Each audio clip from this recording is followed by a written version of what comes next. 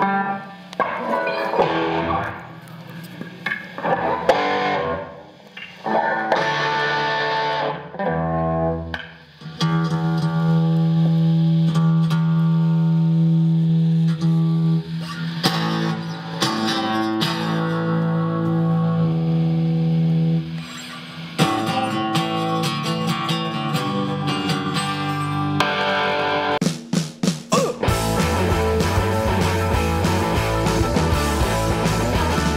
know, the common denominator of all early American punk was the Stooges.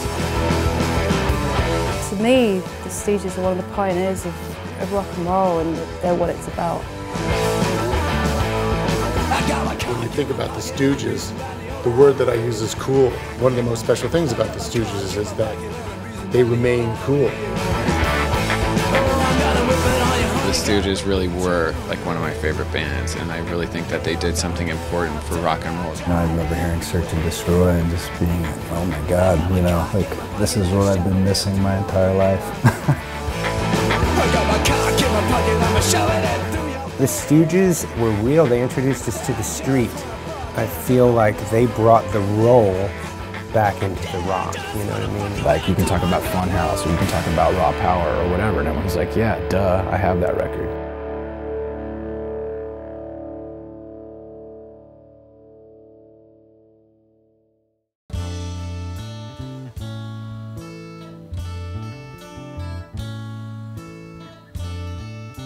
I think somebody like James Williamson is so important as an artist because he's iconic. He's iconic as a person, as a personality, but also in his guitar playing. He's a visceral guitar player. He plays with his body, but he attacks it in a way.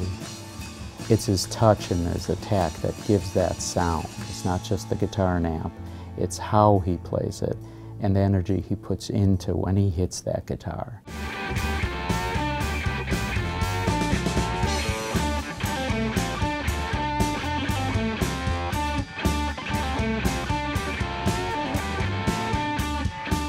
So many guitar players, especially through the years of me coming up through, try to impress the listener. And a player like James Williamson tries to move the listener. And there's an incredibly big difference. The way he plays isn't really a learned sort of thing.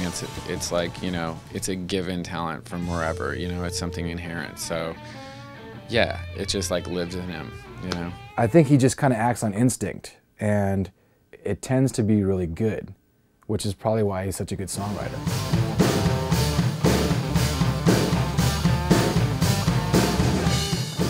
James is an absolute pleasure to work with. Not only is he an incredible musician, he's very inspiring, but he's very patient. James, can you play the last little riff just so I see what note you finish on? Oh. You know that dun, the last bit, dun, dun, dun, dun. I'm just going. Yeah. Then I'll start going. How many of those like, you know, like the very last bit that we go. Dun, dun, dun, dun, dun, dun. Right, And he executes the idea from what he has in his mind down to what comes out of the boards without any problems. He knows how to get the sound he's after. And it's really inspiring to watch him work. Michael, do you remember how many of them we do at the very end? They come out of the kind of a pseudo-soto, and then we go.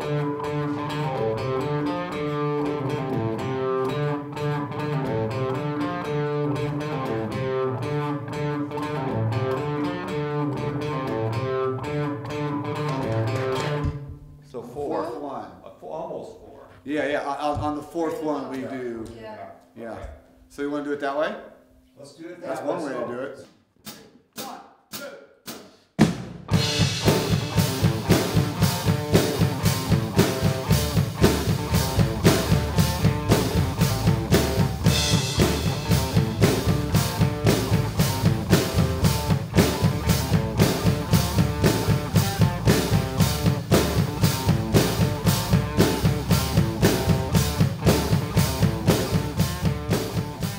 wrote wrote a bunch of songs back in 1973, 74 time frame, right after we recorded Raw Power, and we were touring at the time thinking that we were going to make another record for our record company. And so we wrote a bunch of tunes and we were playing them live all the time, but the record company never picked up our option to record them.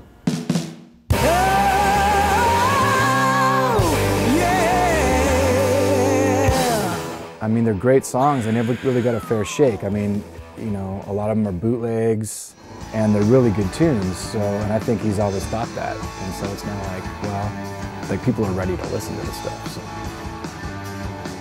So. I always thought with a lot of those songs from that post-Raw Power period, you know, I'd give anything for really good studio versions of these songs. Some of those songs are some of my favorite Stooges songs. And the cool thing about them is they were always, you know, every recorded version is like some unfinished state. So you had to like fill in the blanks with your mind, which for me is always fun. So all these years, we've heard a lot of bootlegs made of all these recordings. So they're all out there, but they're very poor quality. And, you know, always been a little bit annoying to me to have to hear them that way, knowing that they could be so much better. James, we're Facebook friends, right? You know? And so he posted a video on Facebook of a guitar player named Bill Frisell. Bill recorded here in Studio D, and James posted a video of Bill here. And so I kind of tagged onto the video, hey man, you should come do a record here. And he sort of threatened that he might. I've got about 13 singers who've been amazingly enthusiastic performers on this album and really brought these songs to life for me. These people are big artists in their own right, many of them. For them to come in and really sort of feel like, you know, that I'm some kind of a sacred being of some kind, you know, it's like, really, you know, I'm like, thanks for coming in, I needed somebody like you. It may not work, but it seems like it's more syncopated that way with that. Can I hear it one more time, and just a little bit louder in here?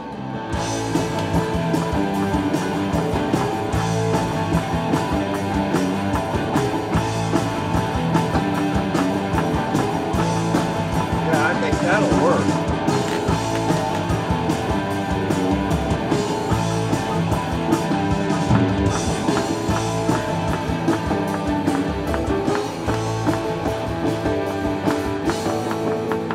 Yeah, something like that. Yeah, that'll work great. The level of performance that I'm getting on this record is just phenomenal. And of course, the musicians are also amazing. I was able to get fantastic bass player, Simone Marie Butler from Primal Scream. Yeah. I just put a touch more drive in it so it's very clean. Lou, are you still good in there? Simone's monkeying with the controls again. I was very tough on her, you know. It sounds pretty good once Simone gets it together. Yeah. That's true. Yeah.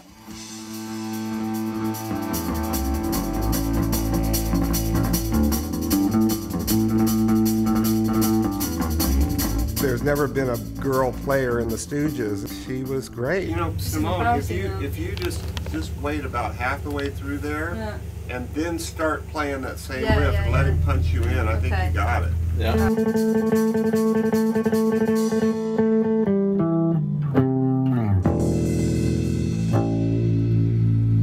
Well, I was actually with Greg Foreman, who plays keyboards on a lot of these tracks as well.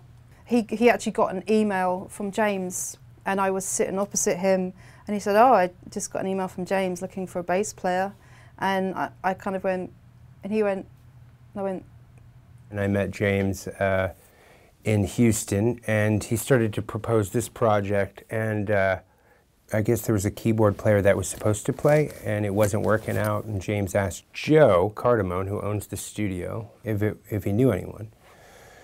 And he said, oh yeah, Greg Foreman, he plays with Cat Power. You know, he's a good keyboard player, and James is like, oh yeah, okay. I think I met him this summer. So he sent me an email. I was, of course, like, the Stooges, yeah. I just want to go like a...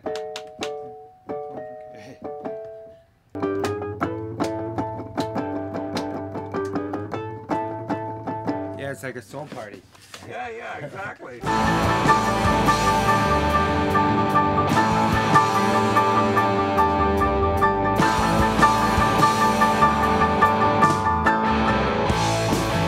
I got a wonderful drummer, Michael Urbano, who stepped up. I think the second half is where maybe you could punch in there and finish it out. It sounds really like we're really like hanging together, and you're doing this really cool. I knew from the moment that I got in the studio with Michael that he knew exactly what he was doing. He was so into the tracks. He had the perfect feel for these songs, because even when it comes to drumming, it's not as simple as drumming. Scott Ashton had very specific style. James's thing was, you don't have to play it like he played it. You don't have to do it like Iggy did. You don't have to play it like Ron did. Play it like you will. You know, do your thing on it. And he hired the people that for their own styles and their own talents. And Michael was like, man, he can fucking hit a set of drums, you know. And he's got great rhythm, great feel. And he's really super easy to get along with.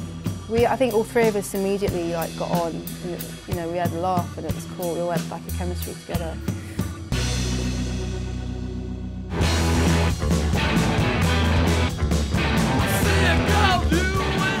One of my suggestions was to mix up some of the older acts, or people have been around, with some new acts. We recorded the singer for the Orwells, Mario Cuomo, young guy, and put him on Sick of You. And he just came in, he was so excited to be actually playing on a Stooges song with a Stooge, you know. So we'll give you a cue, we're going to give you a cue right at the end of this, but you'll get used to it too, because the drums kind of give you a cue. They kind of go do-do-do-do. Then you'll pay, ain't no way, 'cause I'm sick of you. I started out with a singer from Austin, Texas, Carolyn Wonderland, and did a version of Open Up and Bleed that I was just knocked out by. I was just sitting around talking to my wife about that song, which we had been performing live for quite some time, and is a big favorite of mine and hers. And I had come up with a little different arrangement, and we had sort of discussed, well, you know what, this really should be done by a female vocalist who can really belt a song out like Janis Joplin used to be able to do. And then an old friend from high school who lives in Austin, who knew I was looking for such a person, came up with a YouTube link.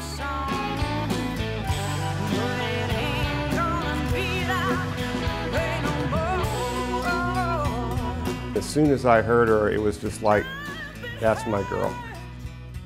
Joe Cardamone, who has he's in a band called Icarus Line, he has been instrumental in this project from the very beginning, really.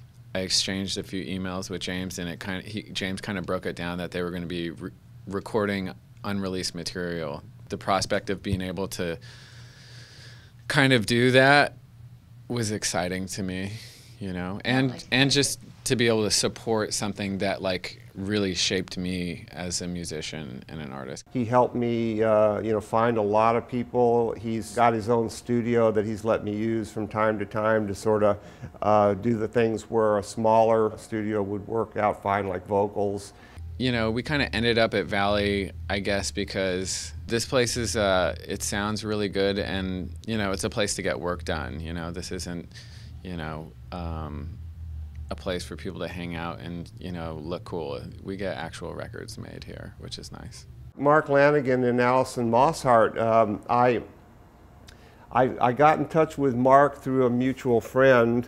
When James got a hold of me, I was, you know, of course, excited to do it. You want to keep your first two lines or just get them? Hers was great, I thought. Yeah, so I'll get the top of you.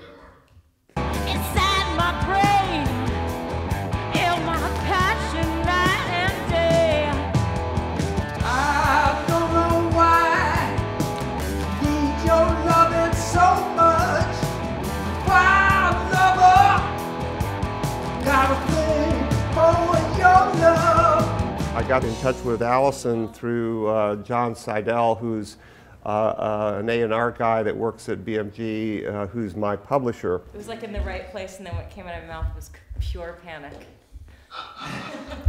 You guys sound great. Baby, baby, gotta shout it out right now, moving it along. Hey, hey, hey, hey. You got this. Yeah. I got, hopefully somebody's phone's running for YouTube hilarity. Nerd attempts Iggy. It's got 1 million hits.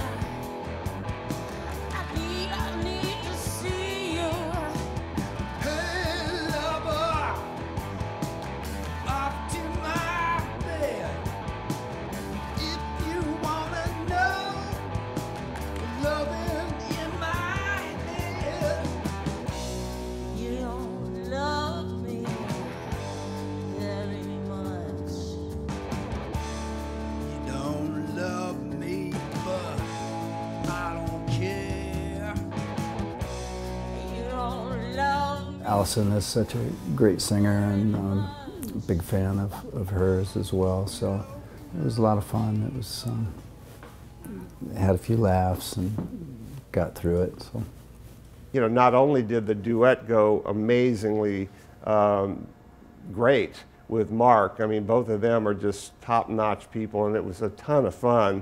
Allison Mozart, I knew that James would instantly get along with her and think that she was great. We recorded a song just for her that she just, you know, completely knocked out of the park.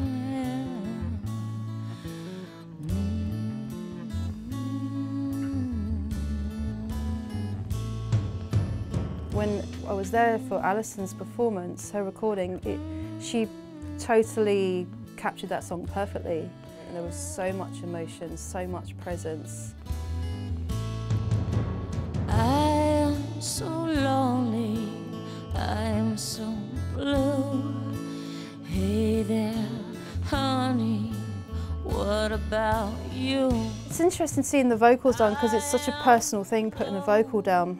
You know, when you have an instrument, you have something else you've got to go through, but with your voice, there's no separation. It's a very transparent thing. And I love you till the end of the night. Well, I love it. Yeah, I really love this song. This is your song, girl. You know, this is good. You're gonna do. I'll get the ooh yeah yeah. Okay. This would be great. And so the solo happens. I'm a little confused about.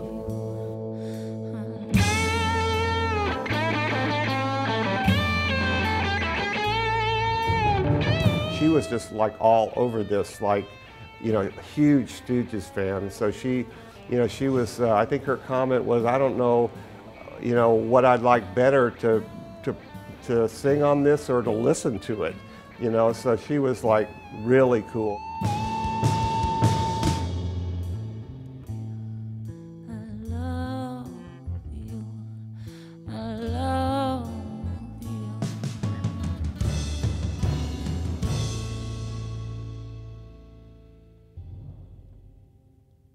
Unbelievable. Then there's another situation like Jello Biafra when he came to our last gig of the last season, and we were talking about this project, and he literally just, you know, demanded to be the singer on Head on the Curve, you know. And I guess I kind of elbowed and invited my way onto this project because of the song Head On, which I'd loved ever since I heard it on the Metallic KO album.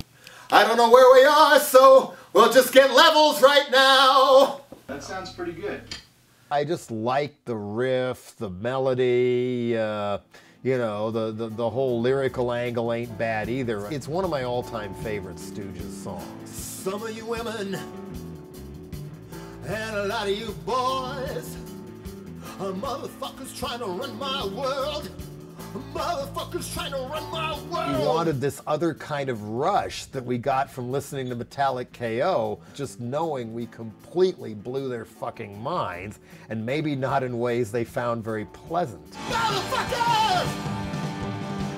Motherfuckers! Oh, yeah!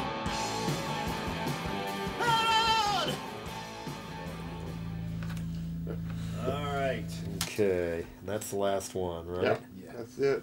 Okay. We're on a roll on this album. We have so many good performers. Every one is a little different story, but each and every one of them are amazing. I get a phone call one day. James Williamson has got this project that he's doing, and would you be interested in putting a vocal down, or 2 vocals down? And I was like, of course. Are you kidding? I couldn't be more honored. I go down in the studio and I meet James Williamson, and he's, you know, once I let my little nerves calm down, so I'm like, so what were you thinking of doing? He goes, well, I have a track called Rubber Legs I'd like you to listen to. Remembering songs, you know, that have been in my record collection and my iPod for years and years that I've listened to. And to be sitting with a man that recorded it, it was just such an incredibly great experience. You know, the Stooges are one of the few bands that have soul, which is something that's hard to pin down. And one of the things that interests me about this album, like, who's gonna sing these songs? They're rock and roll, but they have soul.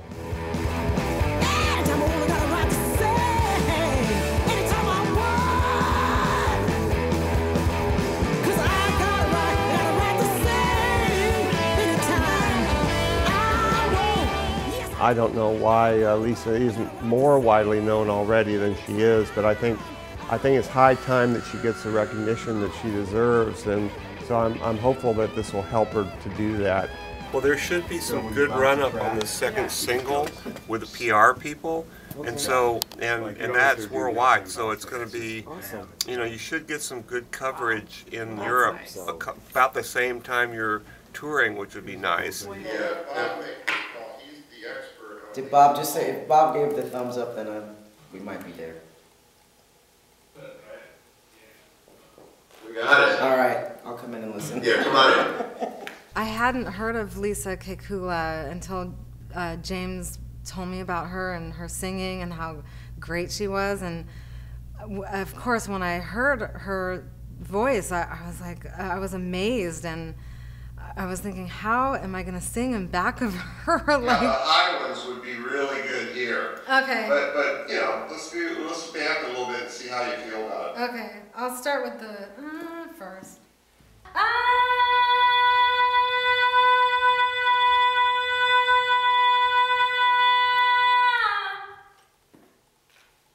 Ridiculous. I was like, oh, do you want me to go like, da, da, da, like sound like a guitar? And he said, no, just do your thing. Like, just sing like you. You know, I just want a sea of Petras. So that's what I did.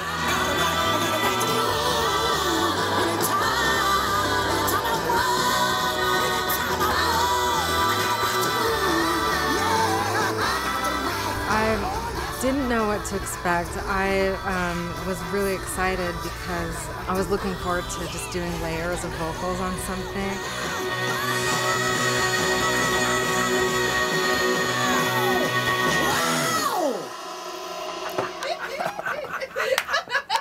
Every time I hear that ending, it just Freaking intense. Another moment that was really that I remember well is singing with Simone Butler. Her voice is so great. Like, she plays amazing bass, but like when I heard her sing, when we were standing next to each other singing the blues stuff, I was like, wow, I'm learning something from her.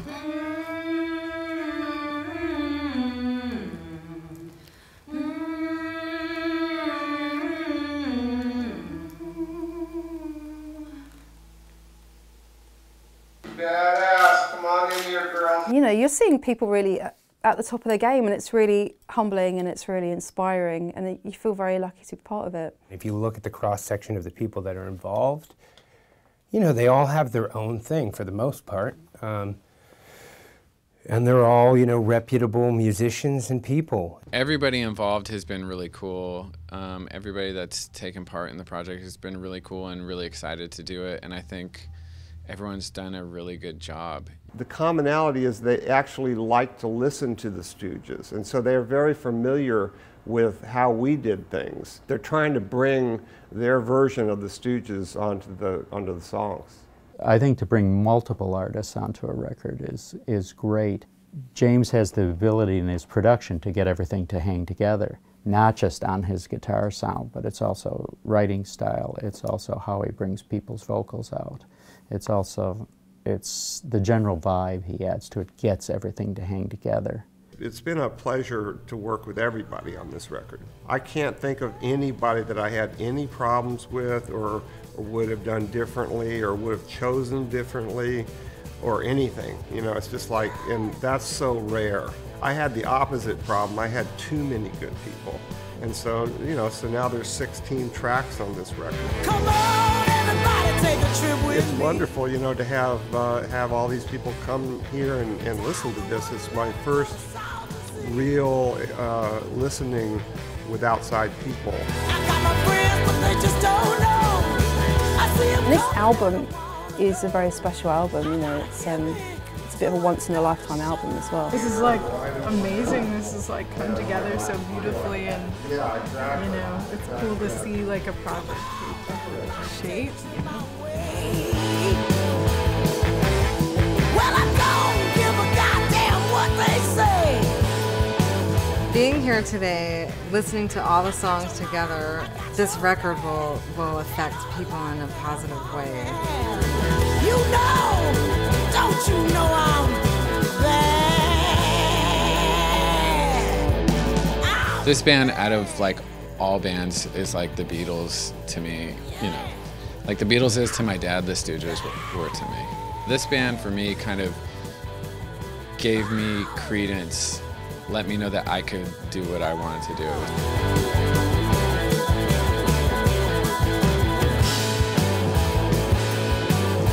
He went away for a while and disappeared for, what, 30 years. Nobody even knew what the hell happened to James Williamson. And then he came back, you know, stronger than ever. And I think he took these songs and brought a lot of new life to them, you know? When's it coming out, James? October 29th, that's my birthday. In case, you know, in case you're thinking about it. You know, don't you know I'm The idea that this album should be contemporary, I think, is smart. Their crowd remains young as well as old. And having some of the young rock and roll bands being part of this is really what it's all about.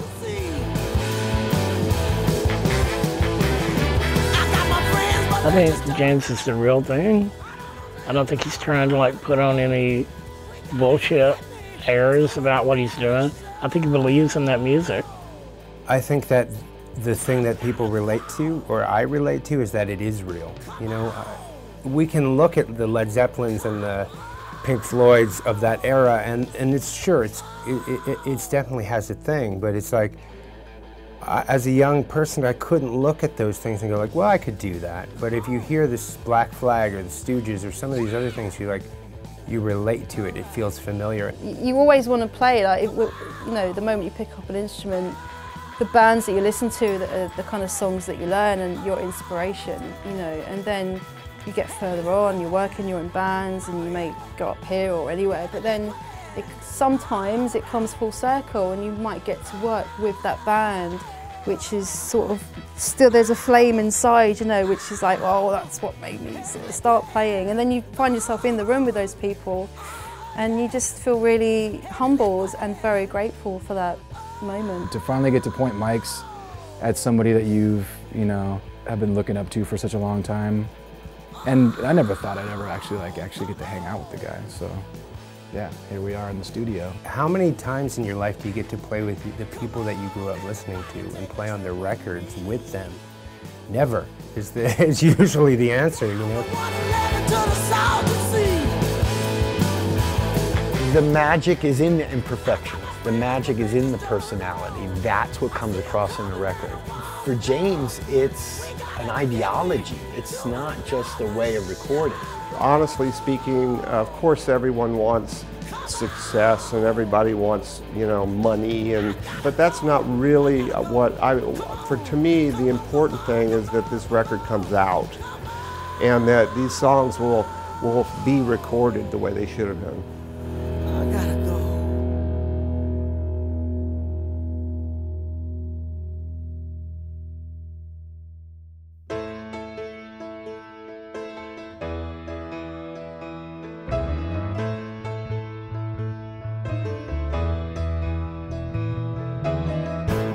Can you write acoustic on guitar too?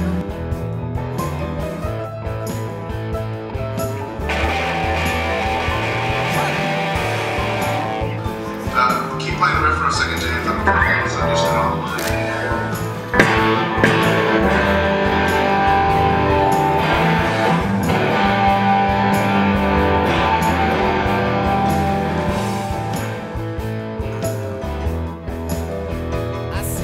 Guitar, I've always, you know, I play it on everything, so I've never made a record I didn't play it on. Yeah, I woke up this morning and I was flat on my ass. There's a trap door, it opens, smoke. Bobby Keith comes out playing bitch, bandit.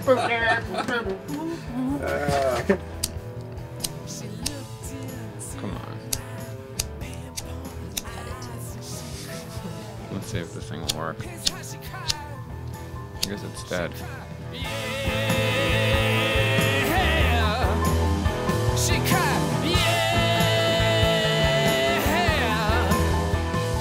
Baby, baby.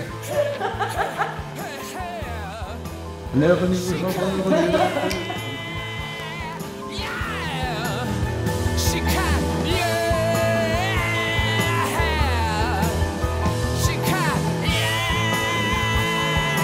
Sorry, a little flat. Let's do it one more time. What? Oh my god. Well, I had a good old lady who loved me so. Oh yeah. But I traded her for a blow of snow. Oh no. But the very next day I knew I was into sky. I knew no how about that kind of bad. Oh baby, she cried. She cried. She cried. She cried. She cried. She cried. She cried when she looked into my pimple.